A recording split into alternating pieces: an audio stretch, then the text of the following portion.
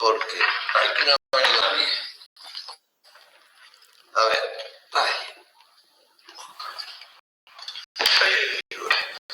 a ver,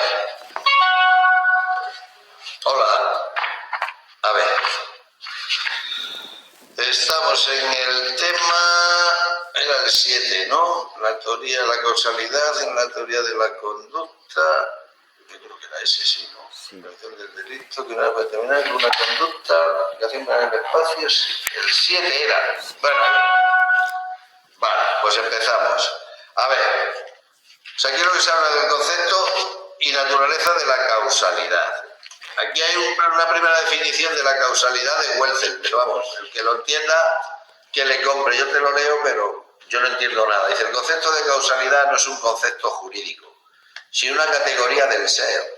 Tampoco es una mera relación lógica, ni mucho menos imaginada, entre varios acontecimientos, sino la ley de sucesión, no perceptible, pero mentalmente captable, del acontecer real, y es por ello tan real como el acontecer mismo. También el derecho tiene que partir de ese concepto ontológico de causalidad, si bien no todos los cursos causales son también jurídicamente relevantes. Bueno, pues ese es el concepto que da Welzel de la causalidad.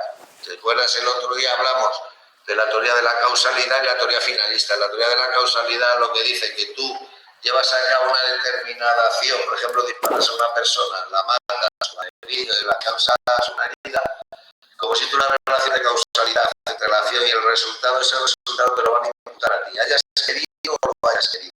Y es la teoría finalista, que dice que solamente te pueden imputar el resultado si tu finalidad era producir ese resultado, pero si tu finalidad no era esa. Tenemos varios ejemplos, te voy a entrar al garaje y hay un mendigo, su finalidad era entrar. Pero si atropellaba al mendigo, pues tenía que responder, porque era una consecuencia inevitable del comportamiento que lleva a cabo. Bueno, pues aquí seguimos, dice Welfer, solo dice que una vez verificada la existencia de un hecho causal, o sea, en relación, por ejemplo, el disparo, y el resultado, si se verifica que hay una relación de causalidad, un nexo de unión, entonces ese resultado se te va a imputar a ti. El alcance del concepto de causalidad. Causalidad en el marco físico-natural y en el ámbito sociocultural. Dice que por ello es común la idea de que la causalidad se mueve exclusivamente en el espacio físico-natural, pero eso no es verdad. También se mueve en el espacio no físico-natural, sino como dicen aquí exactamente, sino en el ámbito sociocultural. Es decir, esta visión supone, sin embargo, una importante limitación habida cuenta de que la realidad de la que participa el derecho no es simplemente física, sino fundamentalmente social y cultural. Dice, en efecto, es claro que existen ciertas situaciones en las que la naturaleza material de las cosas nos indica la existencia de una relación lógica necesaria natural entre dos fenómenos. Dice, el círculo formado por este tipo de procesos comprende los incontestables casos de causalidad en un marco físico-natural. El ejemplo en el campo penal se ilustra comúnmente este ámbito por la situación típica del delito de homicidio por acción. Yo, por ejemplo, disparo a una persona, esa es la acción, y la mato, ese es el resultado. Entre ese disparo y esa muerte hay una relación de causalidad. Entonces, como hay una relación de causalidad entre acción y resultado, ese resultado se me imputa a mí. En este caso, un homicidio. Dice, pero en ciertos supuestos en absoluto extraordinarios, el entendimiento externo del comportamiento no nos permite aún conocer el contenido, el significado de la conducta humana. Y ahora te habla ya, por ejemplo, de los delitos de calumnia e injuria. Los delitos de calumnia e injuria no se produce un resultado material, como en el homicidio, que matas a una persona. Aquí, la calumnia e injuria, ¿qué es? Es toda insultar a una persona, imputarle que ha cometido un delito cuando no lo ha cometido. Pero eso no tiene una existencia, para decirlo de alguna manera, material. ¿Cuándo se convierte en una expresión injuriosa? Cuando tienes el ánimo de injuriar. Entonces, aquí ya no estás en el ámbito físico, natural, sino que estás en el ámbito sociocultural, que es el título de esta pregunta. Y de tal conclusión no solo es válida en relación con la comprensión del comportamiento subjetivo, sino que es necesario extenderla a sus caracteres individuales, y por tanto, y en concreto, con una significación especial. Bueno, junto a la tradicional interpretación física de la causalidad, aparece un nuevo campo que tronca con la realidad social y cultural. La injuria, que es toda toda expresión proferida o acción ejecutada en deshonra, menosprecio, descrédito de una persona. Si tú insultas a una persona y es un hijo de puta, eso es una injuria. La calumnia, ¿qué es? La falsa imputación de un delito, lo que da lugar al procedimiento de oficio. Yo digo, tío, tú mataste ayer a este tío, le pegaste 4 tiros, yo te vi, estabas ahí en la calle y tal. Y eso es mentira. Estás imputando eso. Bueno, la corrupción sociocultural en esta sociedad lleva a considerar que esas conductas que no afectan a un bien material, afectan al honor, son delitos contra el honor, que son constitutivas de delito. No hace falta que tú lesiones un bien jurídico de carácter material como el homicidio, que son una persona. También en el caso de que se busca la persona injuria, te van a imputar ese resultado. ¿Por qué? Porque tú has proferido esas expresiones calumniosas y injuriosas. Si te quieres leer el ejemplo, lo lees. Causalidad en un marco sociocultural. ¿Qué más? Bueno, pasamos. Seguimos para adelante, no acabamos. Pensando es que desde el punto de vista científico natural, las acciones conllevan el manejo de cursos causales. Claro, las acciones, la acción de disparar conlleva, si disparas a una persona, una relación de causalidad que produce la muerte, lo que hemos visto antes. Mientras que las conductas omisivas, ¿por qué se caracteriza la omisión? La omisión tú no produces el resultado, no produces un resultado. Entonces, ¿por qué te castigan? Pues porque no lo evitas. O sea, eso es lo que se castiga en la omisión. Lo que te pide el ordenamiento jurídico es que actúes en el delito de omisión del deber de socorro, que te castiga al que no socorra a una persona que se encuentre desamparada o en peligro manifiesto y esa persona se muere. Y tú no le has prestado la ayuda necesaria. Tú no has causado la muerte, pero no la has evitado. Entonces, por eso se te imputa delito, no porque lo hayas cometido, sino porque no lo has evitado. Pues ahí lo tenéis. Dice, pero completando el análisis de los fenómenos causales con la vertiente sociocultural de la causalidad, en ese ámbito no existe una radical diferencia entre proceder activo o omisión. Si una conducta activa puede producir efectos que solo pueden ser correctamente entendidos introduciendo las variables valorativas de un concreto ámbito sociocultural, nada sobre alguna omisión pueda causar auténticos resultados que a su vez sean susceptibles de ser objeto de valoración. Y aquí te habla en los ejemplos. En el marco de una recepción diplomática te lo lees. De la causalidad no es por tanto una nota exclusiva del comportamiento activo, no. La causalidad se puede presentar también, lo que dice aquí, en los delitos omisivos, porque dice la omisión puede tener trascendencia causal en el ámbito sociocultural. ¿Vale? Izquierda. Y nada más.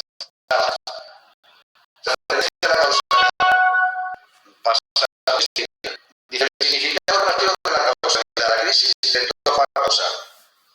Pues dice que durante mucho tiempo el establecimiento de la causalidad penal descansaba una parte fundamental de su peso sobre el denominado dogma causal.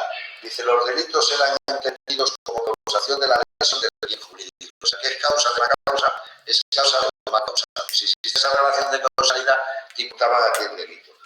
¿Lo hubiese querido o no lo hubiese querido? Como te he dicho antes. Después ya viene los finalistas, que es lo que sigue la teoría finalista, para que te puedan imputar un delito, un comportamiento delictivo. Es necesario que tú hayas querido esa realidad, pues se produce con un caso muy una persona ese resultado. Eso es lo que dicen los finalistas. Para que a mí me impute la muerte de una persona, yo tengo que haber querido matar a esa persona. Entonces, en ese caso, va a ser a mí responsable. Pero los causalistas no. ¿Cómo no vas a encontrar todo lo que haya hecho, aunque no haya tenido el propósito o el ánimo de cometer ese delito? Sin embargo, hace décadas que el dogma causal entró en crisis paulatinamente. Bueno, se trata de una de explicaciones para resolverlo.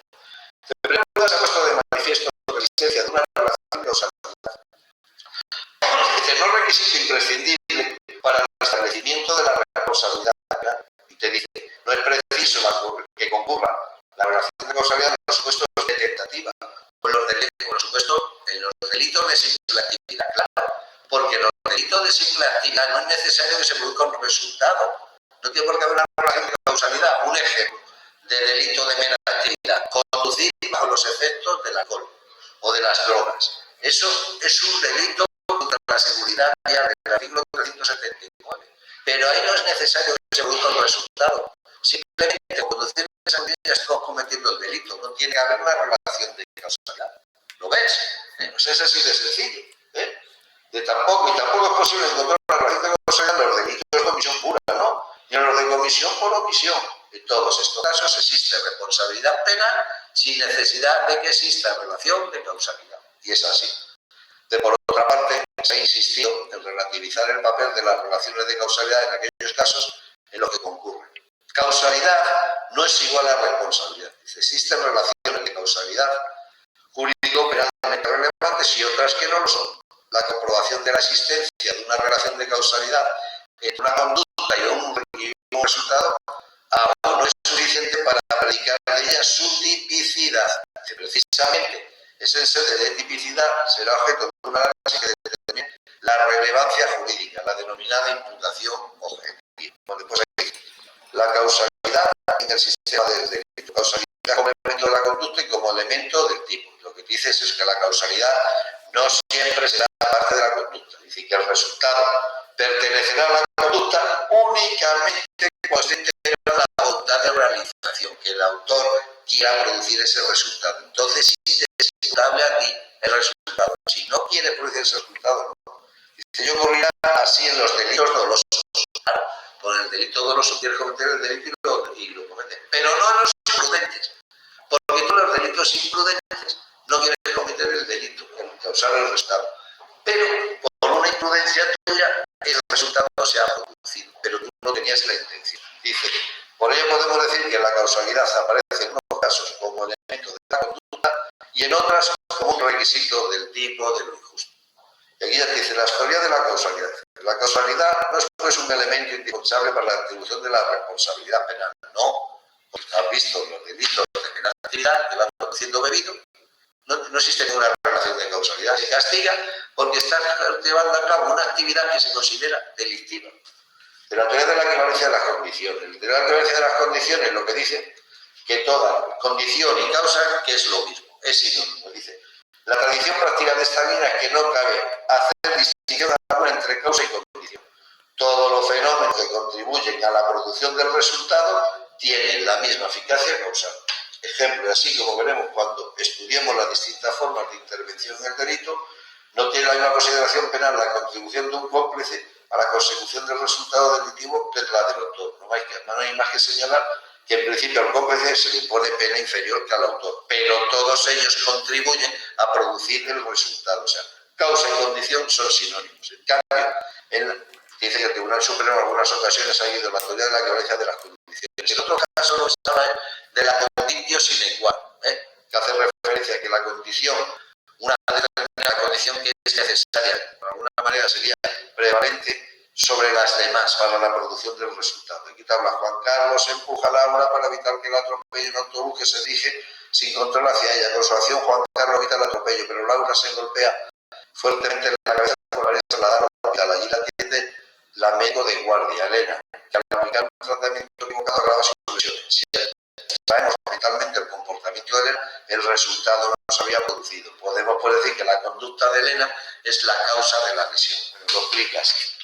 Lo lees que es un rollazo de aquí te espero. Después dice el método de aplicación de la fórmula sine qua non. Dice, para operar correctamente con esta fórmula de la conditio sine qua non es preciso tener en cuenta la conducta y el resultado concreto, tal y como se produjeron con todas sus circunstancias.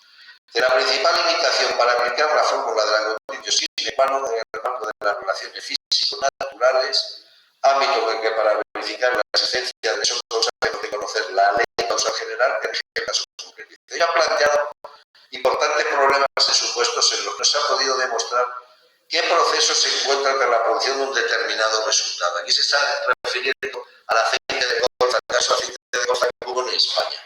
Porque si decía, sí, se han producido muertes, se han causado lesiones como consecuencia del consumo del aceite de colza, pero no se sabe qué componente de ese aceite es el que produce ese resultado. Entonces hay que ver lo que hace la doctrina.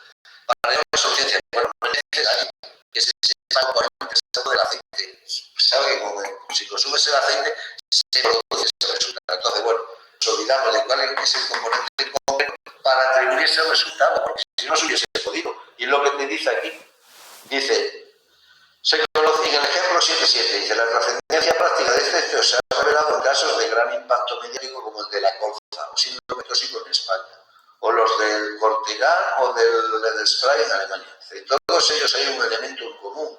Se desconocía el mecanismo último que conectaba un determinado producto con una serie de resultados, de graves lesiones y de muertes. Dice. Aquí se propuso por parte de Gómez Benítez, lo que os he dicho, se ha propuesto una relativización del requisito de la ley causal general. Si el Tribunal Supremo, los autores como Gómez Benítez, se contenta con una versión atenuada, meramente probabilística o estadística de los nexos causales. Sin embargo, este paso puede introducir un elemento valorativo en un ámbito en el que debe premiar la solidez de las conclusiones y que hemos caracterizado como entorno. Lo más correcto por ello aceptar el planteamiento de autores como Rossi, que consideran que para establecer el nexo causal basta comprobar que un determinado producto, el aceite de colza, ha provocado el resultado, sin que sea preciso determinar con exactitud el proceso subyacente. Esto es, cuál de sus componentes o combinación de los mismos ha sido el concreto causante. ¿Vale? Pues seguimos. Dice, distinta la situación en los opuestos de causalidad en el ámbito sociocultural, en los que no resulta excepcional que parezca imposible determinar una ley causal general. Dice, la determinación, el ejemplo 7.9, de las consecuencias de unas manifestaciones potencialmente injuriosas deberá de realizarlo teniendo presente el concreto marco cultural y social en que se ha producido. De la comprobación de la producción de un engaño bastante como origen de un acto de disposición, ha de hundir siempre sus raíces en la percepción de la concreta persona que lleva a cabo tal acto.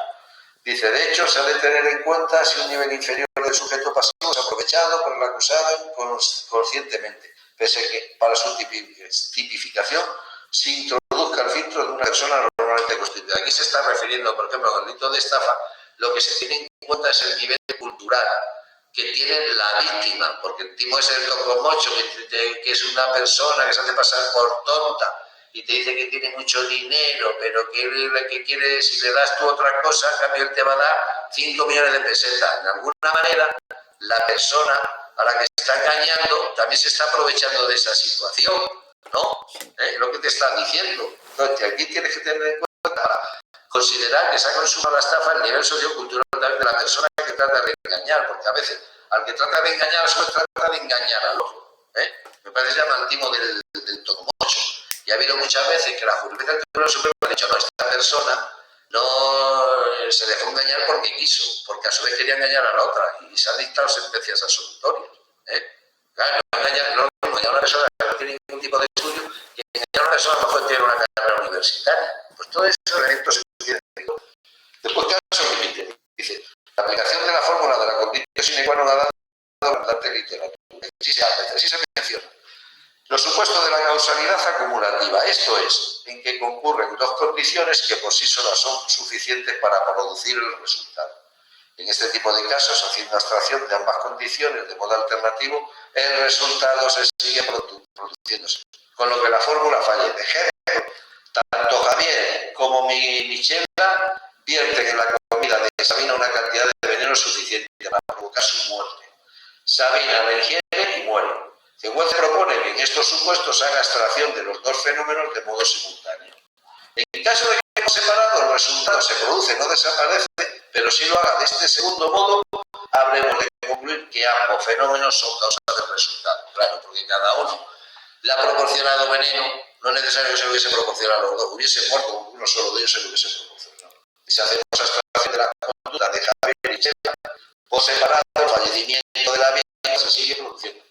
Y sin embargo, si abstraemos mentalmente ambos comportamientos de modo simultáneo, la víctima deja de serlo, por lo que tanto la acción de Javier como la de Michela son causas de la muerte de Sabina. Claro, han actuado de manera simultánea, pero aunque hubiesen actuado por separado, se hubiese producido. Después, la teoría de la interrupción del curso causal. Dice, esto es, supuestos en los que iniciaron un determinado proceso causal, otro independiente irrumpe en el escenario de tal manera que el resultado se produce, pero como consecuencia directa del curso causal sobrevenido. Vincenzo, por ejemplo, vierte una cantidad mortal de veneno en la suculenta paella que ha preparado para Frank. Tras ingerirla y cuando se dirige a su casa, Frank es atropellado por Andreas, que circulaba en su bicicleta a gran velocidad. Como consecuencia del atropello, Frank fallece. Aquí, ¿qué pasa? Que esta muerte se le va a imputar a Vincenzo, no. Vincenzo le ha dado es veneno, pero muere a consecuencia del atropello de la bicicleta. O sea, Vincenzo respondería de un asesinato en grado de tentativa. ¿De acuerdo? Tentativa de asesinato. Dice, en el extremo contrario se han analizado los supuestos de anudamiento del curso causal. Ejemplo 7.12. Alicia participa en una reyerta con arma, hiriendo superficialmente a Joaquina, que fallece al sufrir una hemorragia por ser hemofílica. Dice, de nuevo la aplicación de la fórmula de la conditio sine qua non aporta la solución en estos casos. La circunstancia sobrevenida, lejos de interrumpir el curso causal, lo anuda. Dice, la conducta de Alicia es causa de resultado de muerte de Joaquina, pese a que de no haber sido esta hemofílica no hubiera fallecido. Pues muy bien, y ahora también, por último, podemos destacar determinados supuestos de acciones impeditivas, caracterizadas porque un sujeto impide a otro evitar un determinado resultado.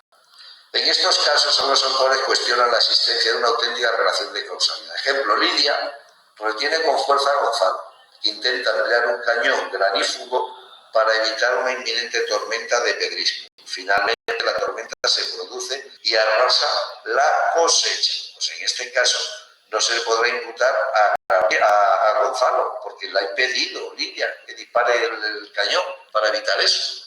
Se le tendrá que imputar a Lidia. Dice, si en nuestro ejemplo eliminamos la conducta de Lidia, Gonzalo disparará el cañón, evitando los daños en la cosecha. La conducta de Lidia es, pues, causa del resultado.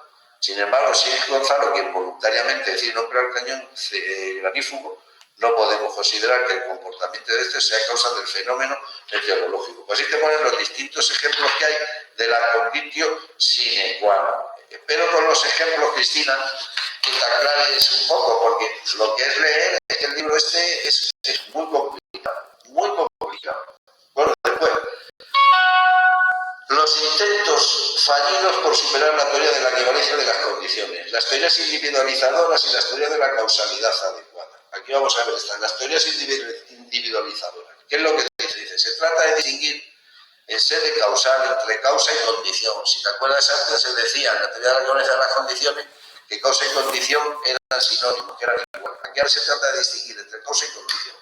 De solo las causas del resultado realizan el tipo y podrán dar lugar a la responsabilidad penal. De así, según la teoría de la causa eficiente de Kohler, condición es el factor del que depende la aparición del resultado. O sea, condición es el factor del que depende la aparición del resultado, mientras que causa es aquel del que depende su cualidad. O sea, fíjate, esta estructura se ilustra con el siguiente ejemplo. La apertura de la ventana es condición necesaria para que la habitación se ilumine. ¿Y cuál es la causa de que se ilumine la habitación? Pues que hay sol, que el sol ilumina. Tú fíjate. Anda.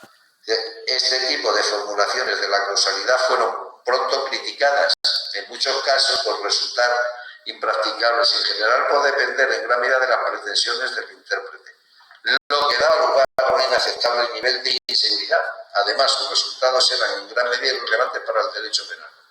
Y dice, para poner de manifiesto la debilidad del pretendidamente claro ejemplo de la ventana, Givernac planteó el siguiente caso. Un loco peligroso persigue a una persona que acaba por refugiarse en casa de un tercero echando el cerrojo. Sin embargo, el propietario de la casa, que pretende también acabar con la vida del perseguido, abre la puerta al loco que finalmente entra y lo mata. De seguir las mismas pautas del anterior ejemplo, deberíamos declarar impune la conducta del propietario, pues solo fue condición y no causa del resultado. Entonces, esto es una barbaridad. Si tú actúas así, abriendo la puerta para que te loco y te mate, tú eres responsable de ese resultado. Después te habla de la teoría de la causalidad adecuada, en un sentido similar al anterior, pero con el objetivo de reconducir el ámbito de aplicación de los denominados delitos calificados por el resultado, se formula la teoría de la causalidad adecuada. En un principio se trataba de acotar el campo de aplicación de una categoría de delitos que resulta especialmente polémica con la posibilidad de que la producción fortuita de un resultado pueda suponer una agravación de la pena. De nuevo, erróneamente se intentaba dar respuesta a un problema tipificado en sede de causalidad. Y aquí te habla del ejemplo del 229, te dice, recoge un supuesto de delito calificado por el resultado, en relación con el abandono de menores. Dice el 229. Se impondrá la pena de prisión de 2 a 4 años cuando por las circunstancias del abandono se haya puesto en completo peligro la vida, salud, integridad física, libertad sexual de menor de edad o de la persona con una sola discapacidad necesitada de especial protección. Se formularon sucesivamente 3 teorías, todas ellas basadas en la idea de que para establecer una relación de causalidad es necesario o es preciso que el resultado sea previsible exacto. O sea, que tú, con tu forma de proceder, puedas prever antes de que se produzca el resultado que se va a producir. Y se llevan a cabo distintas teorías. Tienes aquí la teoría subjetiva de la causalidad adecuada, formulada por Priest, que considera que solo existe relación de causalidad entre una conducta y el resultado cuando este resultado era previsible antes. Eso es lo que te dice. Si tú previste que ese resultado antes de llevar a cabo la acción se podía producir y has actuado, se te va a imputar ese resultado. Pues teoría objetiva de la causalidad adecuada. Dice, para evitar los problemas en el ámbito de la culpabilidad, se eliminaban del análisis los componentes subjetivos. ¿Cuáles son los componentes subjetivos del tipo, de un delito? La intención, el propósito, o sea, el dolo que tú tengas o no. Esos son los elementos subjetivos del tipo. El dolo. Y el dolo ya sabéis que es la inteligencia y la voluntad de que he cometido el resultado. Y la última teoría, objetivo-subjetiva de la causalidad adecuada, formulada por von Hippel y Trager en el análisis de la previsibilidad exacta, que se combinan elementos objetivos y subjetivos. La conducta será causa objetiva del resultado cuando es objetivamente previsible, como vimos antes. En el juicio de previsibilidad objetiva se tendrá en cuenta las circunstancias del caso concreto conocibles por una persona inteligente y las conocidas por el autor, y la experiencia común de la época sobre los nexos causales. El problema se encuentra de nuevo en que se adelantan juicios propios del análisis de la tipicidad. O sea, se están anticipando antes de llegar a cabo la tipicidad. Por si te acuerdas, cuando definimos el delito decíamos que era conducta típica, típico era el segundo. Aquí estamos todavía en el ámbito de la relación de causalidad, de la conducta. Dice, el rechazo de la teoría de la causalidad adecuada se centra pues en el error sistemático de integrar sus pretensiones en sede de causalidad. No se puede aceptar que la existencia de una relación de causalidad entre una conducta y un resultado dependa de si este era o no previsible. No, lo que se hay que tener en cuenta es si este resultado era querido o no. Y si era querido el resultado y tú lo has aceptado, tú vas a responder ese resultado. Y ya acabamos, vamos a acabar bastante antes. Dice recapitulación, la causalidad jurídico-penalmente relevante y la teoría de la imputación objetiva. Dice, del análisis de las distintas teorías de la causalidad, hemos pues de sacar una conclusión. Ni es incorrecta ni supone problema alguno para el derecho penal la visión de la causalidad, la falta de límites que plantea la teoría de la equivalencia de las condiciones. Y no es incorrecto ni plantea ningún problema porque los ámbitos de la causalidad y la responsabilidad no se solapan. Existen supuestos de responsabilidad sin causalidad, como hemos visto antes, que conduce bajo los efectos del alcohol. Ahí no hay relación de causalidad, pero que imputan ese delito. Y lo que nos interesa en este momento, existen supuestos en los que la causalidad no deriva responsabilidad alguna. Dice, y es que una vez determinada la existencia de un nexo causal, aún nos queda por dar un paso decisivo de la perspectiva del derecho penal. Establecer si dicha causalidad es jurídico-penalmente relevante.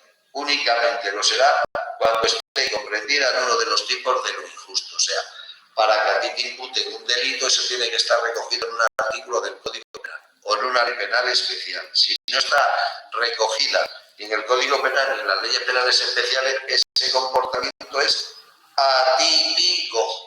¿Vale? Sí. Pues eso es el tema de hoy. Yo sé, Cristina, que es un coñazo, pero es lo que hay. No te puedo decir más. Estos temas son complicados. ¿Vale? El próximo día seguimos con la tipicidad. Y después el tipo objetivo, la forma de consumir. Hasta que no lleguemos al tema 11, me parece que no empieza la cosa a ser más amena. La verdad es que hasta el tema 11 es un coñazo.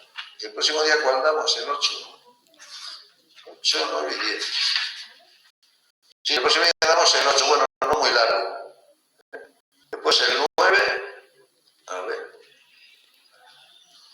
Bueno, tampoco muy largo. Bueno, hasta que no lleguemos al 11, tenemos que seguir así y damos un tema, nada más. Porque si damos más, nos podemos volver locos. Es muy complicado. Bueno, Cristina, espero que ayer te quedase todo claro. ¿Has tenido dudas con el ejemplo? Lo estoy mirando, no. ¿Pensaste bien ayer? Sí. Del caso práctico que hicimos. Cristina.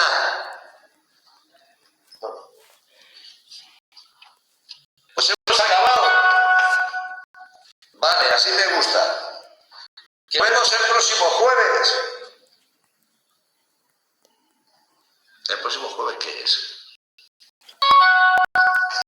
Vale, sí. El día 1 de diciembre, ya te lo voy avanzando, esa es la única que se lo he dicho. Se va a trasladar la clase, el día 1 de diciembre es jueves. Bueno, pues ese día daré la clase el viernes, ya te lo digo, para que vayas tomando nota. ¿De acuerdo? Para que te acuerdes. Pues, Cristina, nos vemos el jueves. Un saludo, pásalo bien.